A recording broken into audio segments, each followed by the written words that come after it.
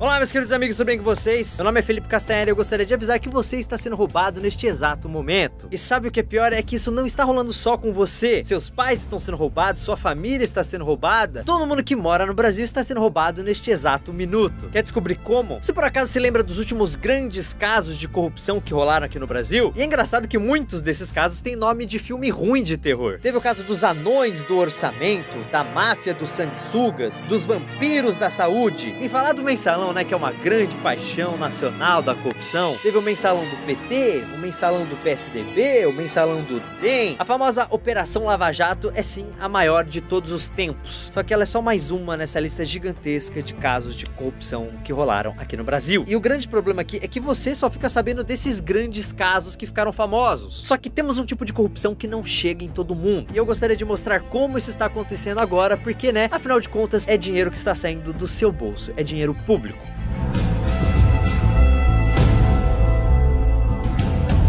Então vamos começar aqui falando de uma prática absurda que acontece ali com os deputados. Caso você não saiba, todo deputado tem uma verba para montar e pagar a sua equipe. E faz sentido, ele precisa de um secretário, um assessor de imprensa, um assessor de gabinete, um motorista e por aí vai. E de onde vem essa verba para pagar esses assessores? Isso é dinheiro público, só que eu não tô falando de pouca grana. Bem, esse valor depende do estado em que o deputado foi eleito, mas ele gira em torno ali de uns 100 mil a 184 mil reais por mês. Isso vale para cada deputado. Só que isso não é corrupção. Apesar dos valores serem bem absurdos, né, isso está previsto em lei. Só que se não é corrupção, por que eu tô falando disso aqui? Bem, porque é claro que alguns deputados mal intencionados, para não dizer outra coisa, ficam pensando em maneiras de meter a mão em parte desse dinheiro. E uma dessas maneiras é roubar, assim, diretamente mesmo, utilizando os famosos laranjas. Se você não sabe o que é uma laranja, eu vou explicar aqui para você. Vamos supor que eu sou um deputado e tenho aquela verba de gabinete, né, de 100 mil ou de 180 e poucos mil, caso o deputado seja do Distrito Federal. Eu tenho esse dinheiro para pagar o salário dos meus assessores lá, da minha staff, da minha equipe, do meu gabinete. Essa aí é a verba do gabinete. Só que aí o que eu, deputado corrupto, faço? Contrato um assessor de imprensa para ser o meu laranja. Aí eu chego para ele e falo o seguinte: olha só, meu querido, eu vou registrar aqui que eu pago um salário de 10 mil reais por mês para você ser meu assessor. Só que na verdade você vai ganhar 5 mil reais. Então quando cair os 10 mil reais na sua conta, você vai lá no caixa, vai retirar 5 mil em espécie, em din-din, dinheiro, vai colocar no envelopezinho e vai trazer aqui no meu gabinete para deixar comigo. Fechou? Pra vocês terem uma ideia, teve um deputado do Mato Grosso que contratou a empregada doméstica da sua casa como assessora. A mulher estava na casa dele, do deputado, limpando o quarto e recebendo salário de assessor parlamentar. E quando a grana que ela recebia era maior que o salário combinado com ela, o que sobrava ia para a conta de outro assessor do político, que aí fazia sei lá o que com dinheiro, né? Então o que acontece? O deputado fica com metade do salário do assessor que eu usei como exemplo. E esse salário pode chegar até uma quantia de 14.334. E a questão aqui é que esse tipo de esquema é muito difícil de ser descoberto. Primeiro porque o deputado sempre pega alguém de confiança para ser o seu laranja, porque aí ele sabe que o cara não vai abrir a boca. E segundo, como o repasse é feito em dinheiro, em espécie, porque o laranja vai lá e saca o dinheiro na boca do caixa, não existem registros de transações bancárias para comprovar que esse dinheiro está sendo repassado. Então aí fica mais difícil ainda de rastrear isso. Então, na teoria, o assessor está recebendo seu salário normalmente. Veja o caso desse rapaz, jogador de futebol em tempo integral. Pois é, mais ou menos. Aparentemente, ele é contratado por um deputado para ser assessor. Sim, ele recebe salário de assessor, mas ele nunca vai trabalhar porque ele é jogador de futebol. Questionado sobre o episódio, ele disse isso aqui: você trabalha lá?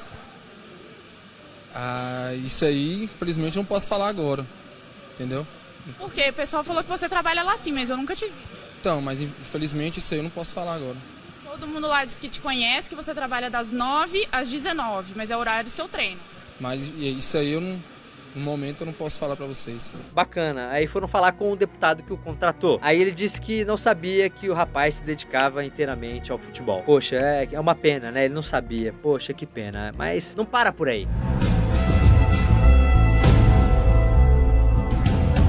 E quando o político começa a colocar gente da própria família para trabalhar? A maioria de vocês já sabe, isso se chama nepotismo. E é claro, é ilegal. Pra quem não sabe, explicando de uma maneira bem rápida, o cara é eleito e começa a montar lá o seu gabinete. Aí o que ele faz? Coloca a filha como assessora de imprensa, o sobrinho como motorista, contrata o irmão como secretário. Mas ué, como é que eles fazem isso se é contra a lei? Bom, é por isso que se chama corrupção. Teve um vereador de Cuiabá que foi pego fazendo isso e perdeu os direitos políticos. Então, para dar uma disfarçada, eles fazem o tal nepotismo cruzado. Funciona assim: o deputado A contrata toda a família do deputado B. Aí o deputado B contrata os parentes do deputado A. Aí fica todo mundo feliz, ganhando um salário enorme, sendo que ninguém ali é capacitado para exercer a função para a qual foi contratado. Isso tudo é pago como? Sim, você acertou. Com o seu dinheiro, com o meu dinheiro, com o dinheiro público. Isso não acontece só com o deputado. Aqui em São Paulo, por exemplo, os prefeitos de Santo André e São Bernardo do Campo foram acusados de fazerem a mesma coisa. Esse negócio é tão comum que tá rolando um projeto de lei para tornar o nepotismo cruzado crime. Porque atualmente, mesmo se pegam, ninguém faz nada. E assim, se é preciso criar uma lei para proibir esse tipo de coisa, é porque tem muita gente fazendo isso.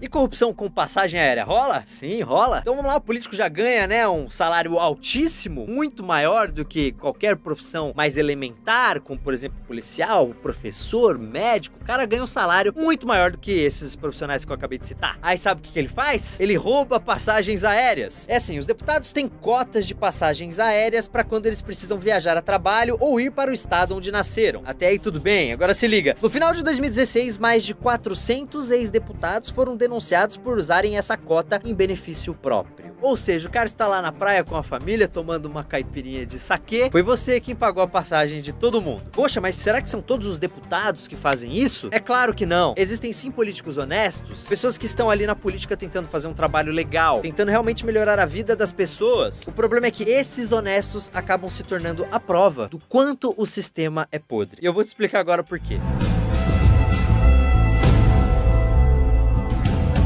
A primeira coisa que você precisa saber é que a verba de gabinete, que eu falei lá dos 100 mil, que os deputados utilizam para montar a equipe, ela não precisa ser totalmente utilizada pelo deputado. Se ele percebeu que só vai utilizar 50 mil da sua verba de gabinete, ele não só pode, como deve devolver o restante. Mas quantos fazem isso?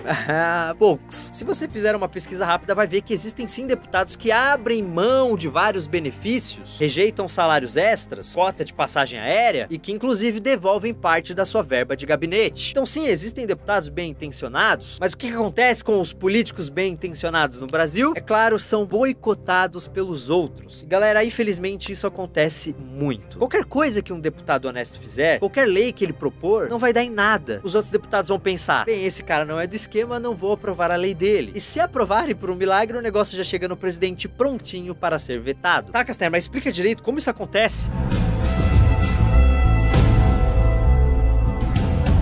Você já deve ter ouvido falar desse termo, emenda parlamentar. O problema é que muita gente não sabe do que isso se trata. Explicando de forma bem básica, as emendas são sugestões que os deputados e senadores fazem para dizer como o governo deve direcionar parte do dinheiro público. Então é claro que um deputado vai privilegiar a cidade onde ele nasceu ou que o elegeu. Se a cidade dele precisa de uma ponte ou consertar uma estrada, ele vai sugerir isso na emenda dele. Agora olha só que interessante, em 2017 o governo Temer liberou mais de 10 bilhões de reais em emendas. Isso foi um recorde. Aí você vê isso e pensa, pô, que bacana. Liberando dinheiro para os deputados melhorarem a vida do povo, né? Não. O governo usa as emendas como manobra política, punindo aqueles que não apoiam o governo. É só colocar as coisas em contexto, galera. Em 2017, o governo estava querendo aprovar a reforma da Previdência e suspender 2 denúncias criminais contra o presidente Temer. E é aí que entram as emendas. Elas viram moeda de troca. Olha só como o jogo funciona. Ah, você é deputado e quer aprovar uma emenda bacana para a sua cidade? Eu libero essa emenda para ti se você votar a favor da suspensão daquela denúncia contra o presidente. E aí, topa? Ou vai deixar na mão a sua cidade ou o cara que votou em você? É, galera, mesmo se o cara achar que o presidente é corrupto, merece ser investigado, ele acaba abrindo mão de seus princípios, porque ele sabe que uma emenda aprovada pode ser o fator determinante para a sua reeleição. Mas quem aprova as emendas? O próprio presidente da república, galera. Através do seu gabinete e do chefe da Casa Civil. Então se o cara não participa dos esquemas, ele acaba sendo boicotado. E isso não acontece só no governo federal. Rolou um baita escândalo em Mato Grosso quando 2 deputados foram flagrados recebendo maços de dinheiro no gabinete do assessor de um ex-governador. Aí descobriram que vários deputados recebiam uma propina mensal para aprovar as propostas do governo. Eu não sei onde você aí mora, mas provavelmente você já ouviu alguma coisa sobre roubalheira com licitações, seja na sua cidade ou no seu estado. Isso funciona da seguinte maneira: vamos supor que o governo precisa comprar alguma coisa ou encomendar algum serviço, como por exemplo a construção de ciclovias na cidade de São Paulo. Então é feita uma licitação para ver qual empresa é a melhor em custo-benefício para atender esse pedido. Isso vale para o governo federal, estadual e municipal. Faz de conta que o governo quer comprar lápis. As empresas que vendem lápis participam da licitação, com cada uma mostrando por quanto ela vende o lápis, qual o tempo que ela demora para entregar, qual a qualidade, se é bom ou se é uma merda e vai quebrar depois de 2 dias. Você não faz isso quando quer comprar alguma coisa mais cara? Sei lá, imagina que você quer comprar um carro novo, você pesquisa preço, vê qual modelo ou marca atende melhor suas necessidades, qual concessionário oferece o melhor negócio, qual tem a maior garantia de fábrica. O governo faz a mesma coisa, mas tem uma diferença. Nesse exemplo hipotético do lápis, a empresa que faz um lápis ruim e que custa caro jamais seria escolhida, correto? Só que aí o dono dessa empresa de lápis vai lá no governo e fala o seguinte: ó, se vocês escolherem a minha empresa, que eu sei que é pior e é mais cara, a gente pode repassar parte do valor pra vocês, sei lá, 10%, o que vocês acham? Ou então acontece dele falar o seguinte pro político que determina quem vai ganhar a licitação: ou então, querido, na hora de bater o martelo aí na questão do lápis, não esquece que eu financei parte da sua campanha eleitoral. Quando você era candidato, lembra que você ganhou? Então,